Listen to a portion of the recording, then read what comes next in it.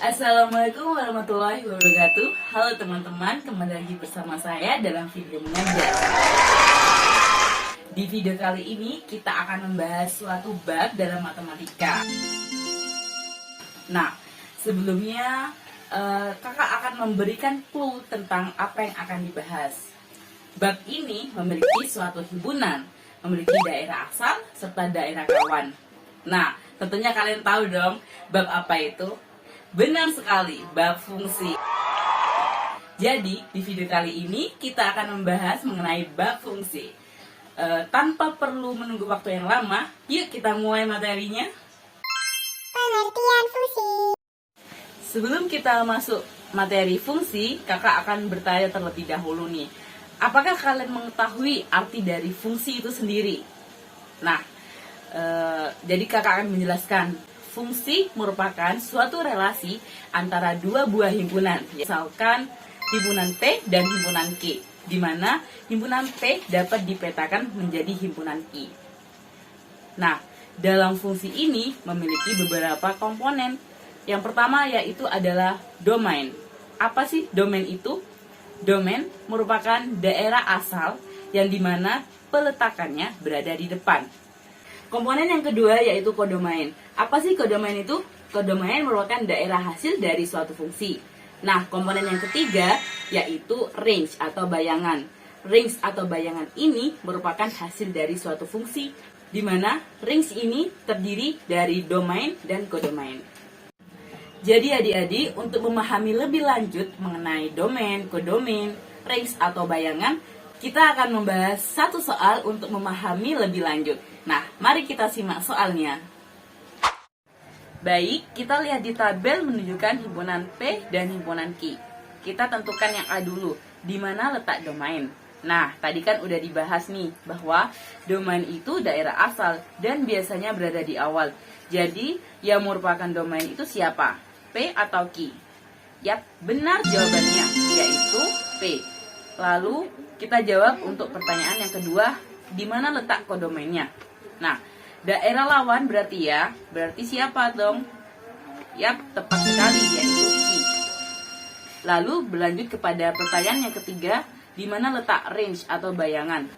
Nah, kita akan menentukan range nih. Kita lihat di tabel bahwa himpunan P memiliki anggota 1, 2, 3, 4, sementara himpunan Q memiliki anggota 6, 7, 8, 9. Nah, kita lihat nih, panah 1 menuju pada nomor angka 7, panah 2 menuju nomor angka 6, 3 menuju 8, sementara 4 menuju 9. Jadi, bisa kita simpulkan bahwa range-nya yaitu 1,7, 2,6, 3,8, dan 4,9. Nah, dari itu dapat disimpulkan bahwa range-nya adalah 6, 7, 8, dan 9. Mudah bukan? Sangat mudah sekali untuk menentukan domain, kodomain, dan range. Perbedaan fungsi dan relasi. Mungkin dari beberapa dari kalian sempat bingung dan bertanya-tanya, apa sih Kak sebenarnya fungsi itu? Hubungannya sama relasi itu apa? Apakah relasi bagian dari fungsi atau sebagainya? Banyak sekali pertanyaan serta dugaan yang ada. Jadi, kembali ke topik. Sebenarnya, apa itu perbedaan fungsi dan relasi di antara keduanya? Secara sederhana, relasi dapat diartikan sebagai hubungan antara daerah asal atau domain dan daerah lawan atau kodomain. Sedangkan fungsi merupakan relasi yang memasangkan tiap anggota himpunan daerah asal ke tepat satu himpunan daerah kawannya. Nah, mari kita simak contohnya. Soal yang pertama yaitu terdapat dua buah himpunan dan tentukanlah apakah relasi fungsi atau relasi bukan fungsi. Yang pertama yaitu terdapat dua buah himpunan A dan B. A memiliki anggota A, B, C, D, sementara B memiliki anggota 1, 2, 3, 4. Kita lihat bahwa A menuju pada angka 1, B menunjukkan angka 2, C menuju pada angka 4, sementara D menuju pada angka 3. Nah, adik-adik, bagian ini apakah fungsi atau bukan? Ya, benar sekali. Gambar diagram tersebut merupakan fungsi. karena daerah asal dipetakan ke daerah lawan. Contoh yang kedua yaitu ada dua himpunan A, B, di mana A memiliki anggota A, B, C, D, sementara B memiliki anggota 1, 2, 3, 4. Nah, kita bisa lihat nih, dari panah-panah yang diberikan, apakah merupakan fungsi atau bukan? Nah, benar sekali. Gambar di atas merupakan relasi fungsi ya, karena sudah jelas kalau semua daerah asal dipetakan ke kodomain.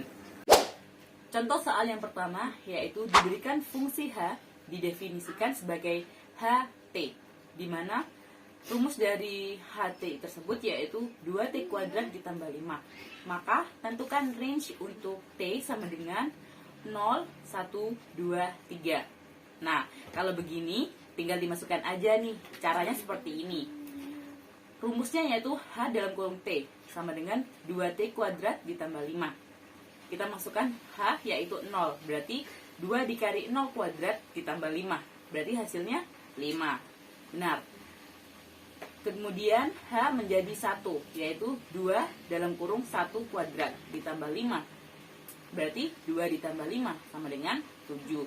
Kemudian H tersebut diganti menjadi 2, yaitu 2 dikali 2 kuadrat ditambah 5, yang berarti 8 ditambah 5 sama dengan 13. Kemudian H tersebut diganti menjadi 3. Yang keempat yaitu H diganti dengan 3, yaitu 2 dikali 3 kuadrat ditambah 5, berarti 18 ditambah 5 sama dengan 23 dong. Nah, jadi kita bisa lihat nih range-nya. Jadi range-nya yaitu 5, 7, 13, dan 23. Mudah sekali bukan? Sekarang kita lanjut ke soal berikut. Soal kedua yaitu diberikan dua buah diagram pada relasi A, B. A anggota ABC, B anggota KLM. Kemudian AB di mana A anggota ABC, B merupakan anggota KLM. Kita lihat dulu ya, di antara dua buah diagram tersebut memiliki beberapa perbedaan. Nah, pertanyaannya yaitu kira-kira kalian tahu nggak apa persamaan dari kedua diagram tersebut? Nah, kita bahas ya. Kita coba amati domain A. Di setiap anggota domainnya itu tidak ada cabangnya, atau dengan kata lain panahnya hanya satu. Selain itu, persamaan yang bisa didapat nih yaitu anggota A dipasangkan semua, tidak ada yang tidak punya pasangan. Maka relasi ini kita sebut sebagai fungsi, benar kan? Nah, semisal kita punya relasi seperti ini, apakah termasuk fungsi atau bukan? Kita lihat gambar antara AB. A memiliki anggota ABC, B memiliki anggota KLM. Nah, apakah termasuk fungsi atau bukan adik-adik? Benar sekali. Gambar di atas merupakan bukan fungsi ya, karena panah di B bercabang, atau dengan kata lain, ada anggota A yang tidak dipasangkan ke tempat satu ke domainnya. Baik, sekarang kita masuk pada aljabar fungsi. Nah, kira-kira apa yang menjadi landasan dalam aljabar fungsi? Nah, adik-adik, di dalam aljabar fungsi ini kita memiliki beberapa aturan tertentu yang dapat digunakan. Yang pertama yaitu aturan penjumlahan F dan G dengan rumus dalam kurung F ditambah G dalam kurung X sama dengan Fx tambah Gx. Nah, untuk memahaminya kita lihat contoh soal tersebut. Contoh soal, diketahui Fx sama dengan X ditambah 4 dan Gx sama dengan X ditambah 8. Maka tentukanlah F plus G dalam kurung X. Nah, kita langsung jawab saja ya. Kita tulis rumusnya terlebih dahulu. F ditambah G sama dengan Fx ditambah Gx. Nah, kita masukkan nih. X ditambah 4 ditambah X kuadrat min 8. Jadi, kita tulis kembali jawabannya yaitu X kuadrat ditambah X min 4 dong kan jawabannya. Jadi itu adalah hasilnya. Aturan yang kedua yaitu aturan pengurangan F dan G. Dengan rumus F min G dalam kurung X sama dengan Fx kurangi Gx. Kita lihat contoh soal yaitu diketahui Fx sama dengan X kuadrat min 3X dan Gx sama dengan 5x plus 2, yaitu menjadi x kuadrat min 3x min 5x min 2. Selanjutnya x kuadrat min 8x min 2. Nah, jadi itu jawabannya. Mudah sekali bukan? Lanjut kepada aturan yang ketiga, yaitu aturan perkalian f dan g. Dengan rumus f dikali g dalam kurung x sama dengan fx dikali gx. Kita masuk ke contoh soal, yaitu fx sama dengan x min 6 dan gx sama dengan x kuadrat plus x. Nah, maka tentukan x kali gx. Nah, kita jawab nih. Kita tulis dulu rumusnya terlebih dahulu, yaitu f dikali g, x sama dengan fx dikali gx. Kita masukkan, berarti x min 6 dikali x kuadrat plus x. Langsung berarti x kali x kuadrat kan x pangkat 3 ditambah x kuadrat dikurangi min 6x kuadrat min 6x. Maka menjadi x pangkat 3 min 5x kuadrat min 6x. Nah, mudah sekali bukan? Kita lanjut kepada aturan yang keempat, yaitu aturan pembagian f dan g. Dengan rumus f dibagi g dalam kurung x sama dengan fx dibagi gx. Masuk ke dalam contoh soal. Diketahui fx sama dengan x pangkat 2 min 4 dan gx sama dengan x plus 2. Tentukanlah pembagiannya. Kita tulis rumus terlebih dahulu, berarti f min g dalam kurung x sama dengan fx dibagi gx. Kita masukkan x kuadrat min 4 per x tambah 2. Berarti x min 2 dalam kurung x plus 2. Kan x2 fx. Berarti kita jawab f min gx dengan rumus fx per